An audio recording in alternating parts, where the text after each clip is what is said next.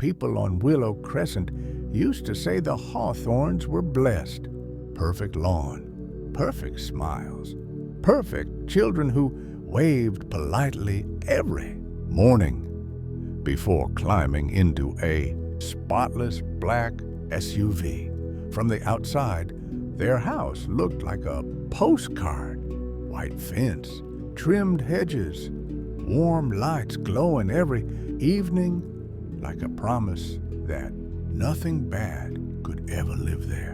And then there was me, Daniel Crow, the man next door everyone barely noticed, except when they needed someone to blame. I was the underdog on that street in every possible way. Divorced, quiet, worked night shifts as a security guard at the docks. My house didn't match the rest. Paint peeling, mailbox leaning, a flickering porch light I never got around to fixing. And to the Hawthorns, especially Richard Hawthorne, I was invisible at best and useful at worst. Richard Hawthorne was power-wrapped in a smile, CEO, church donor, community hero, the man who shook hands with politicians and had the police chief on speed dial. When Richard spoke, people listened. When Richard frowned, people panicked. And when something went wrong on Willow Crescent, eyes always drifted toward my side of the fence. It started with small things, packages going missing, a scratched car door, a broken garden gnome. Nothing proven, just whispers. Richard would stand in his driveway, arms folded, looking at me with a pitying smile. Hard times can make good men desperate. Daniel, he once said loud enough for the neighbors to hear. I wanted to scream. Instead, I swallowed it. I always did. But the night Emily Hawthorne disappeared changed everything. Emily was their youngest, 8 years old. Golden curls, big curious eyes, the kind of child people described as an angel. The street filled with police cars and flashing lights. Reporters showed up before dawn. And before anyone even asked me a question, I knew, deep in my gut, this would end with my name dragged through the mud. Richard Hawthorne cried on camera, real tears, convincing tears. He held his wife Claire as she trembled beside him, whispering that their daughter had vanished sometime after dinner. He spoke about faith, about community, about trusting the police, and then, almost casually, he mentioned me. We all want answers, he said, eyes briefly sliding toward my house, especially when there are troubled individuals nearby. By morning, I was a suspect. Police searched my home. Neighbors watched from behind curtains.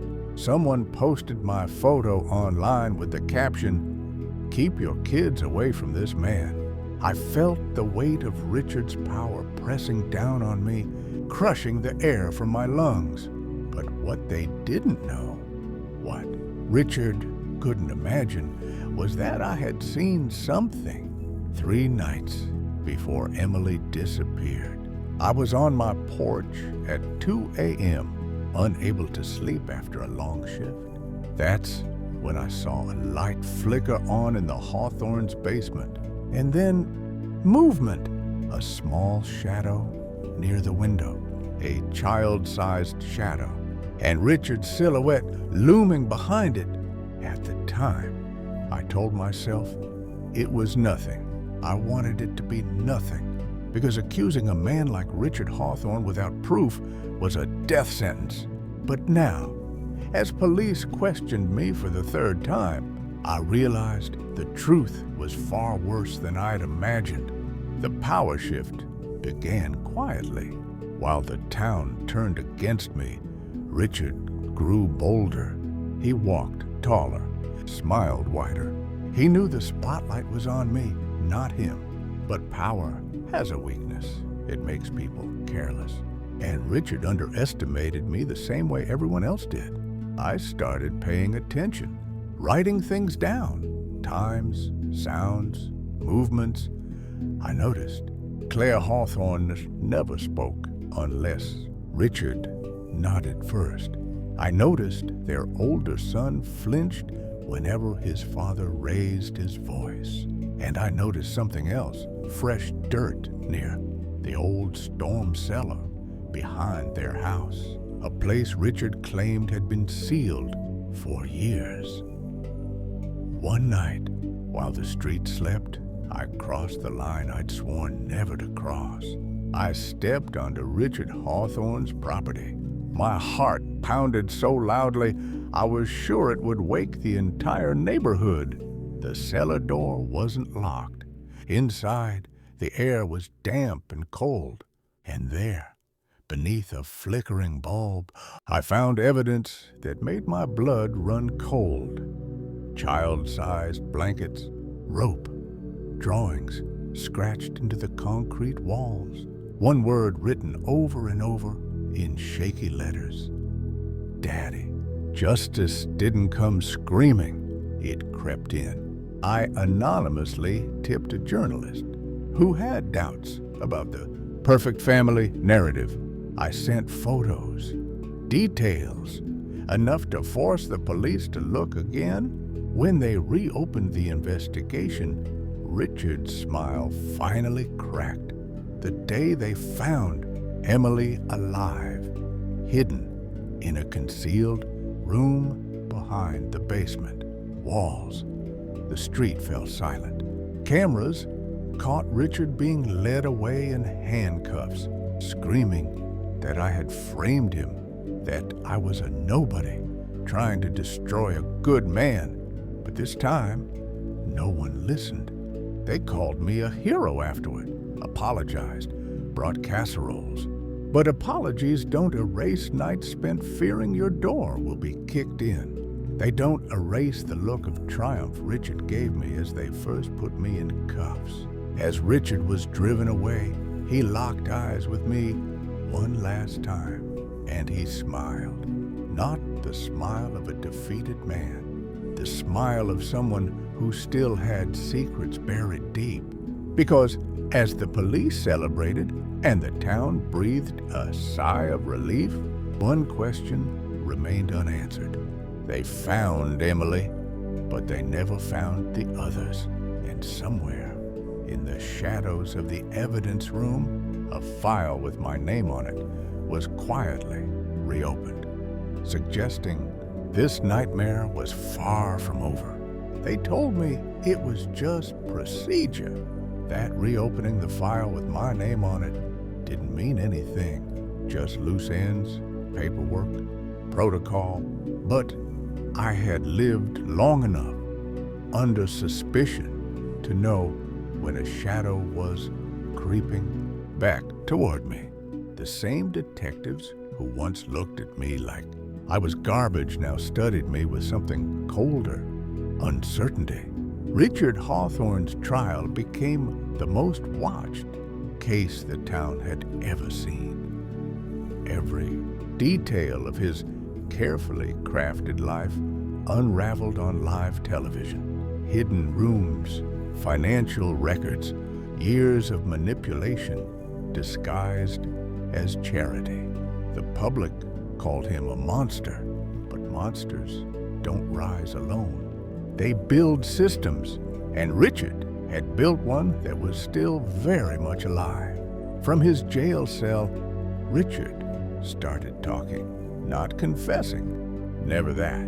He hinted, suggested, dropped just enough doubt to poison the water again. He claimed I'd been obsessed with his family, that I'd watched his house at night, that I knew too much because I'd been involved all along. Dramatic irony twisted the knife, the very vigilance that saved. Emily was now being used to paint me as a predator. Claire Hawthorne finally spoke without her husband's permission. Her testimony shook the courtroom. She described years of fear, control, and silence.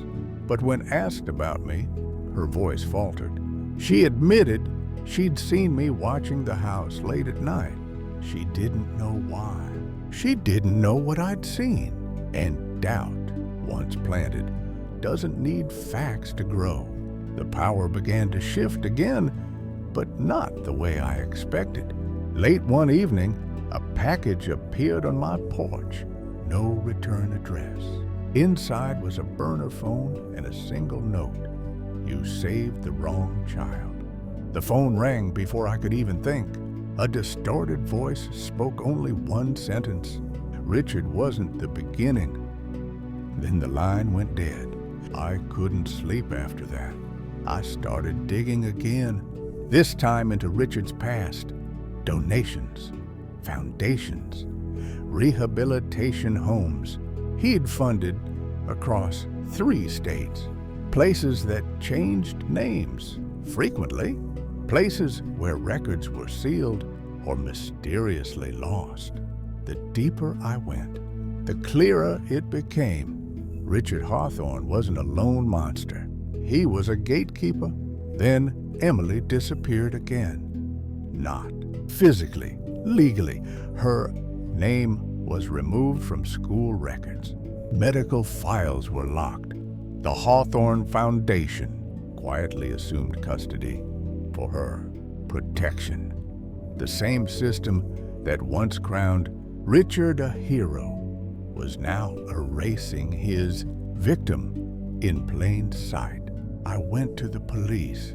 They told me to stay in my lane. A prosecutor warned me I was walking a dangerous line. Old whispers returned. Online forums resurrected my photo. This time, the caption read, "Why is he still free?" Justice, I learned, is fragile when it threatens powerful people. The final blow came during Richard's sentencing. As he was let out, he turned and spoke directly to me, loud enough for everyone to hear. "You think this ends with me?" he said, smiling. "You're standing on a graveyard you haven't even noticed yet." That night, I checked the burner phone one last time. A new message waited. Coordinates, a time, and a photo. Blurry, taken in low light, it showed a familiar cellar wall. New writing scratched into the concrete. This time, the word wasn't Daddy. It was my name.